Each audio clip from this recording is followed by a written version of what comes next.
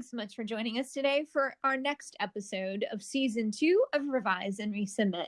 I'm Dr. Kim Bissell, the Southern Progress Endowed Professor in Magazine Journalism and the Associate Dean for Research in the College of Communication and Information Sciences at the University of Alabama. And I'm Dr. Annalisa Bowen, an Assistant Professor in the Department of Communication Studies, also at the University of Alabama. And we both work in the Institute for Communication and Information Research, or the ICIR, at UA. And Kim, I think that our podcast has been really fun. I mean, yes. I guess I am biased, but I think it's really and it's fun to think about it. It's fun to plan it. And especially it's fun to interview guests.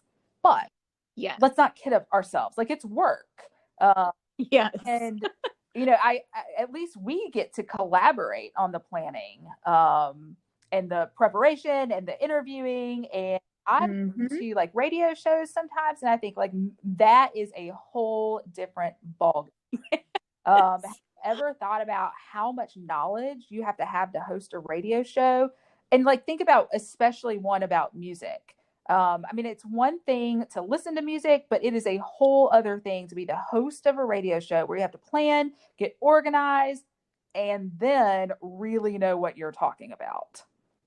For sure. Talk about pressure. I would crack under that pressure. But our next guest does not crack under the pressure of being a radio show host, as well as a scholar in advertising strategies, sport event sponsorship, and sports marketing. And the cool thing about our next guest is that he's been able to blend his interests together by studying music and musicians and the effect that they can have on things like crowdsourcing. Yeah, that's right. Our next guest is Dr. Lance Kinney, an associate professor in the Department of Advertising and Public Relations. Dr. Kinney has studied everything from Olympic Games to NASCAR and even Dolly Parton. And we have a really great conversation about one of his recent studies about Dolly Parton. We are excited to share this conversation with you today, and welcome Dr. Kinney.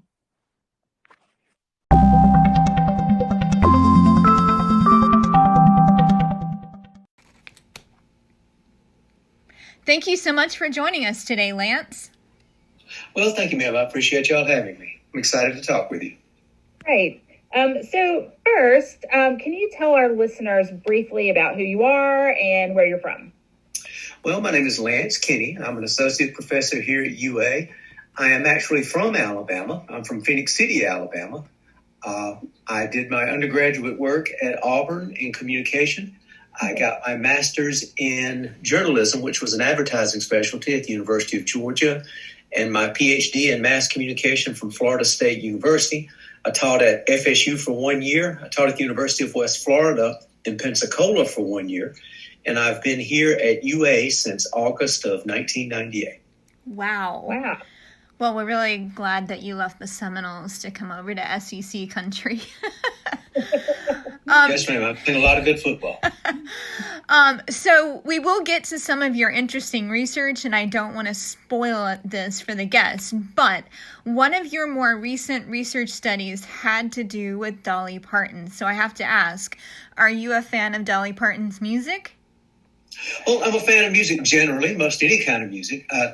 I was a host for Bama Bluegrass here on Alabama Public Radio for 17 years, so I'm very familiar with her content and of her music, but the research that I did was about how she was able to link the music, the persona that she has created for herself, and be a very high-profile spokesperson for her home area at the time of the Gatlinburg wildfires. So what I looked at in that research was not necessarily musical, but how the musical platform enabled her to develop a media presence that served that public. Oh, so continue with that. So what did you find? How was she able to do that exactly? Or was she successful? Well, yes, she was. And what I was looking at was at the time of the Gatlinburg wildfires, this was November, December 2016, right at the end of the Pigeon Forge Gatlinburg tourism season, just as they were starting to gear up for all of their holiday and New Year's, and then everything shuts down. So it was right at the end, really, of the prophecy year. The fires took out a lot of property up there, federal, county, state, private property, business, commercial, and residential property. And what I looked at was how Dolly Parton's long association with the area and how she has featured that association in her music had built what we would call in advertising brand equity, which means that she had associations in the mind of the consumer that were very strongly tied into this particular place because she had been singing about them all of these years. And in all of her interviews, even in all of her film work, she always portrayed this strong Appalachian woman. So at the time of the wildfires, she was able to step in as a very prominent spokesperson and fundraiser and draw a lot of humanitarian effort to the area because she was standing on that platform that the music had built for her. And yes, she was very successful. She set up through her Dollywood Foundation. She supported people in that area with monthly stipends to help them meet their bills. Eventually, 1,000 families received about $10,000 each from that program. Wow. And in the year after the wildfire, so in 2017, the Pigeon Forge, Gatlinburg area had the most profitable tourism season that they'd ever had. Oh my goodness. So despite all the success that they'd had before, and then the very difficult trauma of the fire, Dolly Parton's high-profile advocacy on behalf of the area really kicked it into a much higher gear in the successive tourism year. Lance, I mean, I have to say, I never knew any of this. I mean, I think I had heard about the fires, but everything else, I really had no idea about it. It's really just fascinating. So I have to ask, and we've got so many questions for you, but I have to ask, how did you get started doing this type of research? We know that you come from an advertising background, but what kind of led you to this path of what you do now? Well, there's the aspect of public relations crisis communication, and this was certainly a crisis at that time. And I was working with a student on another project that was completely unrelated to Dolly Parton, but she introduced me to a crisis communication theory called Discourse of Renewal theory, which says that in the event of a crisis, it's best for an organization or an individual to not dwell at that particular time in the immediacy, the urgency of the crisis, to always be forward-looking, forward-thinking, talking about growth, renewal, new opportunities, and having a spokesperson for the organization that is able to step forward and embody the highest values and the mission of the organization. And I was familiar with Dolly Parton's work in that area, again, through some of the music things that I do. So as I was reading that theory, I made the link in my mind. I said, this certainly sounds like what Dolly Parton did in the Gatlinburg wildfire. So I was able to walk down to all of the tenets of the theory and see where they had been demonstrated by Dolly Parton's actions during that crisis. So that's what led me to put together a case study on that. And I've taken it out and delivered it to a number of professional public relations agencies as part of their conferences, monthly conferences, and regional conferences. And it's been very well received. And people will tell me after the conference, this is the largest attendance we've had in years, maybe even ever. I've gone places where there was standing room only to hear the presentation. That's really surprising for this kind of work. That's awesome. So it's been gratifying for me. When we're talking about or researching crisis and disasters, that can take a toll on the researcher. So how do you stay positive when you're researching some really terrible experiences? Well, with me, that wasn't so much of an issue because I wasn't directly impacted. And my involvement with the work and my observations came within a couple of years after the event was even over. Okay. So there wasn't anything in the immediate time that I was doing it that somehow made any personal difficulty for me. I've never investigated any sort of issue in an ad or public relations situation that was directly, personally impactful to me. So I just don't know how to address that other than to say I've never been involved with anything that was personally upsetting to me like that. But the one thing I can say is I was watching the clips of Dolly Parton and watching the news clips and reviewing her activities. They were always, and this is part of what Discourse of Renewal theory discusses, they were always bright. They were always upbeat. We're going to be fine. Everybody's going to get through here. These are my people. This is my family.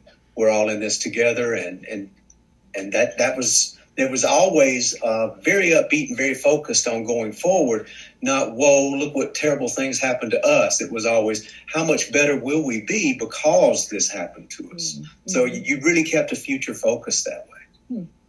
So, yeah. Lance, you had mentioned earlier that this specific project was a case study. Could you just break that down a little bit for our listeners and tell us what that looks like? And, you know, in previous episodes, we've talked to people who've done surveys and experiments, but we've never heard about the case study. What type of research is that, and what does it look like? A case study is a little different from other types of empirical types of research. A case study is the kind of research that you would undertake when you're unable to go in and manipulate or change variables. Very often it's after the fact when you can't go in and ask questions in the immediacy to see if things are moving or changing in any particular aspect. It's the kind of research where you accumulate the evidence, the data, and try to overlay the theory of that and seek for opportunities to confirm aspects of the theory that seem to be working. But at the same time, you have to challenge yourself as the researcher to be objective about it and see if there are any ways that the case that you're looking at or the theory is in any way deficient and can't describe in its totality the observations that you're making. So it often involves review of documents, review of media content. It's very much historical and after the fact. And what I can say is when I've taught research methods to our advertising and public relations courses, public relations is much more reliant on the case study than advertising. Advertising is so concerned with let's get the ad made, let's get the next ad made, and move forward. But public relations is very much accustomed to going back after the fact, looking particularly at crisis communication situations and preparing for things that could be similar in the future. What did work, what didn't work, and particularly looking at the restoration of the organization's reputation and influence. That's why the case study tends to be a little more PR related than it does advertising related. Well, it certainly makes sense when you explain it. Thank you. Right. Oh, you're welcome. Right. So you mentioned that for your work on the fires and Dolly Parton that you have taken the results out on the road, so to speak, and presented those to different conferences and different people. With respect to either this study or others, can you talk a little bit about kind of what comes next with the application of your work? Well, for the Dolly Parton, what is going to come next is I want to take it from the presentation stage and really write it up as a formal case and submit it to academic journals for review and potentially publication. And then to see if the field and reviewers in the field that are not as familiar with this as I am are able to see the relationships that I saw and note this congruence of a person, a place, and an event, and then sort of an emergent new theory of how to look forward in order to rebuild and to concentrate effort. Because in the past, now Discourse of Renewal theory is not the only crisis response theory. There are several other theories that are based on different types of events that could happen to an organization, for example, or could happen to an individual. But Discourse of Renewal is probably the newest, most emergent of these theories. So I haven't seen much of it presented in other places or written about in other places. So I think it's important to get that before the professional academy. Now, in terms of taking it out to public relations professionals and people that are working in the field, teaching, research, and service is what we do here at the university. So it's always been very important to me to make that link between what we do here and show application to in the profession practitioner. So I'm always happy to go out and do that. And they're usually very happy to see us. They wonder what we're doing here all the time. And they really want access to us and to try to understand what it is we're doing and how they can be better professionals at their work. So they are a very welcoming audience when I take the work out. And I don't find that any of the work that I've ever taken out, the sponsorship work, the sports work that I've done, just anything at all, no one has ever shook their head and said, well, that's wonderful pie in the sky theory. They've all got their pads and their pens and their pencils, and they're very concentrated on trying to become better professionals with what I've been able to show them. Mm-hmm. I think that one thing that's kind of cool, I think, is that when you talk about theory and its application, because theory often just has such a terrible reputation of boring and not applicable. Yes. But when you connect it to something that's like, it's meaningful and real. Really cool and raised money and made an impact, and you can lay that theory over it, that's cool. Well, I try to do that in the class too. And it's not, theory is not something that lives in the book. It's not something that lives in your head. It lives in the world. If it didn't live in the world, we wouldn't bother to try to know anything about it. Mm-hmm. So even in the class, I'll try to make a link between, say, a theory and then bring up the most contemporary example that I can at the time and say, hey, you remember 2 weeks ago? This was in the news. Okay, this is it.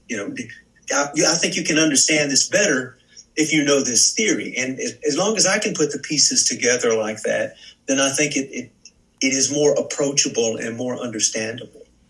Well, I have to tell you, Lance, what you have done just in the last few minutes is really make what we do super accessible to our listeners. And that's kind of the goal of this whole podcast, to sort of explain, who we are as communication researchers and what we do and why it's relevant. And you've just articulated it super well. So thank you for doing that. Oh, well, thank you, ma'am. I'm glad that I've brought something to you. So shifting gears just a little bit, one of the things that we've been asking each of our guests is about this balance between trying to find the time for research with the other work that we do, the teaching and the service, but also, home responsibilities. And I think especially now in the current climate where we're, in many cases working from home, sometimes finding that balance is even more challenging. So how do you find that balance? Well, I'll have to admit that as my daughter's gotten older, it has gotten easier. My daughter now is almost 16, and my wife works as well. She's a healthcare professional. So in earlier years, I was much more concentrated on being present for my wife and daughter and all of the associated activities that were going on with her. As she has gotten older and become more independent, then that means there's a little less of that kind of involvement as she's become more self-sustaining. Mm-hmm. I do still try to come into the office almost every day and always grading papers, answering emails, and in the evening, usually before I go to bed, I will check. So I do understand that students expect us, particularly during this time when everybody is having to do everything by email and telephone and video conference. I do understand that we may need to be more accessible in those ways than we have ever been. So what I have really concentrated on in the last 10 or 12 months is getting much more proficient with these kinds of technologies, feeling much more comfortable and confident about using them, and then putting them to the best use that I can, particularly with students. So this has been not just a period of work for me in the way that I see it, but it's also been a period of pretty significant growth and understanding of technological innovations and how to put them to good use in the profession. So the balance has not been so difficult for me. The transition from one mode of teaching to the other was more of the challenge. Right. So embracing the technology and getting up to speed as quickly as I could was much more challenging than trying to maintain teaching, research, and service in the face of the particular emergency we're in now. So, I mean, I think whenever I see an email from our Office for Information Technology, is that what it is? Yes. I always kind of like, what's coming next? And am I going to be able to handle this? And what do I need to do now? Yeah. But I think I felt that way when we started. I really felt it was, it was overwhelming because I had not done a lot with Blackboard. I had not used Zoom, had not given very many remote style presentations. I had never taught a full-time online class. And this semester I'm teaching a hybrid class where students are able to select to attend in person or in real time. So I'm recording material in advance, placing it for review, recording at the time that I'm actually delivering the material, and I'm team teaching this time a class with two other instructors, an enrollment of 250 or so. Wow. And we're each covering specific components of that class across the three classes. But we're all three responsible to the students that are enrolled with everyone else. So that has been an innovation that I've tried to embrace. And actually, I have found it to be almost invigorating to learn it and to put it to work for the students and to put it to work for us. It's really taken me out of my comfort zone, and maybe some of the prejudices that I had against it have fallen away. Oh, that's great. Yeah. So I'm gonna shift gears a little bit more. And can you tell us about your experience in the research process with revising and resubmitting work to journals, kind of waiting for those reviews to come back, what your experience with the review process is, and then how you take reviews and persist even after you get maybe some not so nice reviews back? Yeah, I can. The way that my work has always progressed is to do work and then take it to a professional conference, and you'll get a review to see if it will be accepted for presentation before your peers. And then you step it up at each component after that. Now, what I have noticed is the level of work or the sharpness of the work that will get you a conference presentation is not nearly up to what will get you an actual publication. Because you have to think in something like the advertising field, there are a very small number of journals where people are trying to land their work. And there are hundreds of people that are working in the field. And each time one of the journals is printed, it's going to print 8 or 10, pieces of work that have been peer-reviewed, very vigorously peer-reviewed and vetted.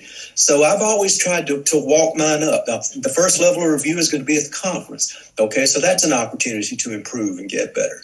So I will incorporate those reviews. And then you attend the conference. And at the conference, there will be discussion and comment among peers who did not see the paper at the time that you submitted it. So that's another opportunity to improve and sharpen the work. Then you submit, and the submission process is always blind peer review. So you don't know who's going to see the work. You can always feel pretty confident that it's going to be people that are aware of the field or the method or the topic that you're working in. And perhaps they saw you at the conference, perhaps they didn't. So that's an opportunity. And I've got one now, a paper that I'm working on that is in revise and resubmit. I had submitted this publication to one journal, and the journal had turned it down as not being what they thought was quite what they were looking for editorially for their journal. They didn't think it was sort of the right paper for that journal. So I submitted it to a second journal. And you wait, 10, 12 weeks, you get these reviews back. And what I've got now is a revise and resubmit.